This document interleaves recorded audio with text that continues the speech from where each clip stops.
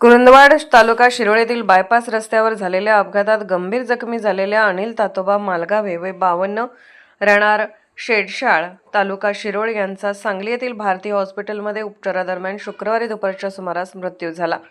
सलगर सदलगा महामार्गावरील राघवेंद्र टॉकीजवळ मंगळवारी सायंकाळी 7:30च्या सुमारास भीषण अपघात झाला होता। वीटभट्टीकडे जाणारा ट्रॅक्टर क्रमांक MH4915 नृसिंहवाडीच्या दिशेने येणाऱ्या दुचाकी हिरो HF डिलक्स क्रमांक MH09DQ 7724 चालकाने ट्रॅक्टरला जोरदार धडक दिली होती। या धडकेत दुचाकी अपघातात विजय गुंडाप्पा कोळी वय 47 व अनिल मालगावे हे दोघेही गंभीर जखमी झाले होते। अपघातानंतर त्यांना तातडीने सिद्धिविनायक हॉस्पिटल येथे प्राथमिक उपचार करून पुढील उपचारासाठी सांगली येथे हलवण्यात आले होते।